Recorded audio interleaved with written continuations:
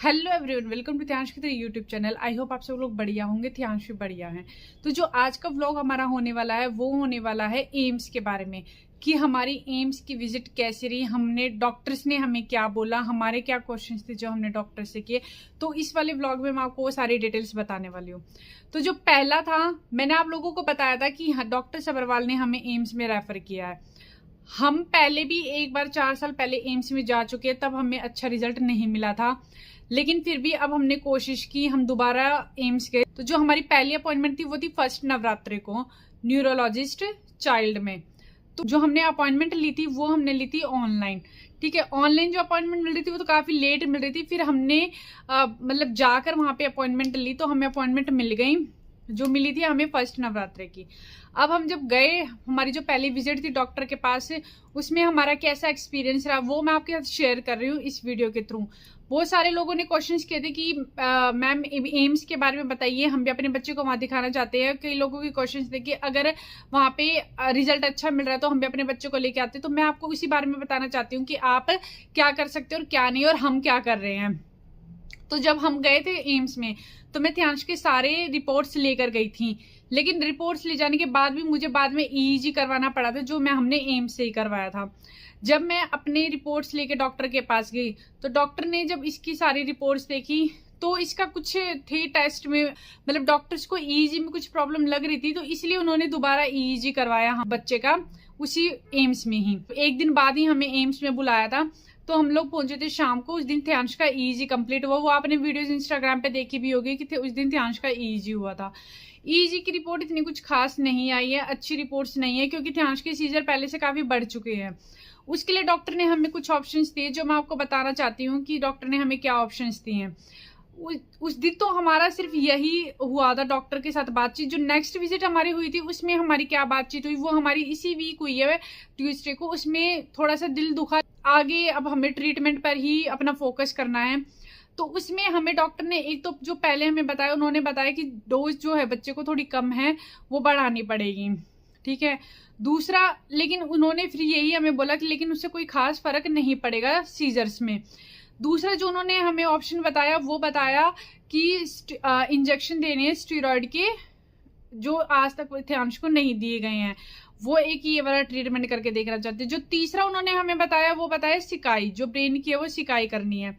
चौथा उन्होंने हमें ऑप्शन बताया, वो मैं आपको नहीं बताऊंगी क्योंकि वो मैं बताना भी नहीं चाहती, वो थोड़ा सा अलग चला जाएगा। और जो मतलब मैं जब मैं उस ऑप्शन से एग्री नहीं करती तो वो ऑप्शन मैं आप लोगों को नहीं बता सकती।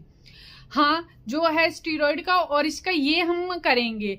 लेकिन अब जो हमारी उन्होंने फिर हमें दूसरे डॉक्टर के पास भेजा। दूसरे डॉक्टर के पास जब हम गए तो उन्होंने हमें यही बोला कि आप एक बार, उन्होंने हमें फिर तीसरे डॉक्टर के पास रेफर कर दिया कि आप तीसरे डॉक्टर के पास मतलब वो बताएंगे हमें कि ये वाली थेरेपी हम ध्यांश को दे सकते हैं या नहीं। जो ब्रेन की मैंने बताई ना सिकाई वाली थेरेपी, ये वाली, और जो इंजेक्शन के थ्रू स्टेरॉइड, ये हम ध्यांश को दे सकते हैं नहीं।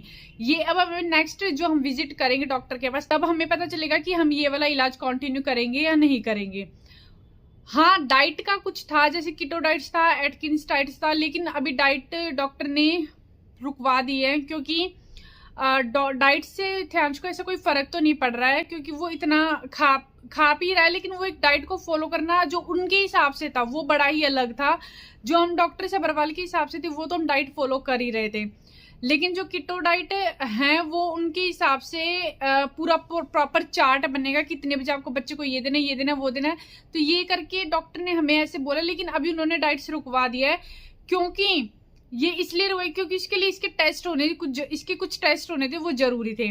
तो उसमें जो ब्लड टेस्ट तो इसके हो चुके थे, उसके हिसाब से ठीक था, लेकिन इसका यूरिन टेस्ट होना था, वो हम नहीं करवा के लेके गए। अब हम इसका यूरिन टेस्ट करवा के लेके जाएंगे जब डॉक्टर हमें बताएंगे हमें डाइट शुरू करनी है नहीं करनी है।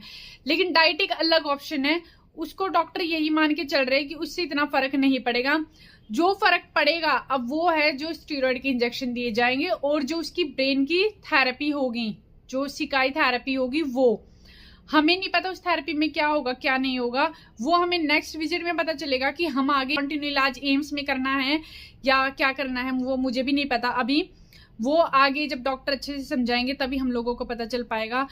अभी मैं एक्सपीरियंस के लिए मैं इतना बोलूंगी अभी तक जो हमने जितनी भी विजिट की है तो ऑल ओवर सिर्फ हमें बताया जाता है, हमारे कुछ क्वेश्चंस होते हैं हम पूछ लेते हैं, यही चल रहा है। अभी तक कोई भी दवाई ध्यांश की चेंज नहीं हुई है। जो दवाइयां थी वो गंगाराम हॉस्पिटल की ही, सर डॉक्टर सबरवाल की ही चल रही है। अभी सिर्फ ऑप्शन दिए जा रहे हैं कि आप ये ऑप्शन कर सकते हैं, वो ऑप्शन अपना सकते हैं, लेकिन जो ऑप्शन भी हैं उनके ऊपर भी अभी कोई ऐसा डिसीजन नहीं लिया गया है कि हाँ यही करना है। तो वो अब आगे डॉक्टर बताएंगे। अब नेक्स्ट विजिट है उसका वेट कर रहे हैं कि वो जो नेक्स्ट अपॉइंटमेंट में डॉक्टर क्या बोलते हैं हमें, फिर मैं आप लोगों को बताऊंगी स्टीरॉयड वाला ट्रीटमेंट और सिकाई वाली थेरेपी हम करवा रहे हैं या नहीं करवा रहे हैं, या उससे बच्चे को कुछ फायदा होगा सीजर्स में या नहीं होगा। डॉक्टर्स का कहना है कि काफी इम्प्रूवमेंट होगी, लेकिन अभी सिर्फ बातें ही चल रही हैं, कुछ ऐसा डिसीजन नहीं लिया गया है। और मुझे लगता है कि शायद अगर प्राइवेट कोई हॉस्पिटल होता तो मे भी शायद ये तुरंत डिसीजन लिया जा सकता था, लेकिन गवर्नमेंट है, इधर एक डॉक्टर से दूसरे डॉक्टर के पास भेजेंगे, वही वो फिर पूरी हिस्ट्री देखेगा, वो देखेगा, तो काफी टाइम लग रहा है, मीन्स बहुत ज्यादा टाइम लग रहा है। और इसी टाइम पीरियड से मुझे ऐसा लग रहा है कि मेरे बेटे के सीजर्स बढ़ रहे हैं। तो अब हमें यही लग रहा है कि हम क्योंकि डॉक्टर सबरवाल के पास भी हमें जाना ही है अब, क्योंकि ध्यांश के सीजर्स तो बढ़ ही चुके हैं, वहां से तो अभी कोई ट्रीटमेंट शुरू हुआ नहीं है। आप अपने बच्चे को लेके आए तो आप प्लीज ये ध्यान रखें कि पहली बार में तो मुझे नहीं लगता कुछ होगा, आपको 2-3 विजिट्स करनी पड़ेंगी। हाँ, और एक बात और मैं आप लोगों के साथ शेयर करना चाहती हूँ जो सबसे इम्पोर्टेंट ही है, वो ये है कि जब हम लोग एम्स में अब तक हम जितनी बार भी गए हैं, हमें वहां पे काफी लोग मिले हैं जो हमारी वीडियोज देखते हैं, उन लोगों ने हमसे काफी बातचीत की है। कई लोग थे कि जो इतनी दूर दूर से आ रहे थे अपने बच्चों को लेके, महीने में ही 4-4 चक्कर लगा रहे थे इतनी दूर दूर से, उन्हें भी कोई ऐसा फायदा नहीं हुआ। लोग बोल देते हैं कि एम्स जाइए, वहां जाइए, यहाँ जाइए, लेकिन वही ना, जब तक ट्रीटमेंट शुरू नहीं होता ना, जब तक उसका रिजल्ट नहीं मिलता, तब तक हम आप लोगों को कुछ कह नहीं सकते कि आप एम्स लेकर आइए या कुछ, हम ऐसा कहेंगे नहीं।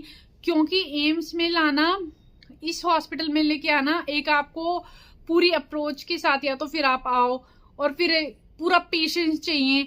हम लोग जब खुद जाते हैं, मैं ध्यांश का खाना बना के सुबह लेके जाती हूँ, दूध वूध सब कुछ रख के लेके जाती हूँ, हम लोग इतना थक जाते हैं, मैं आप लोगों को बता भी नहीं सकती।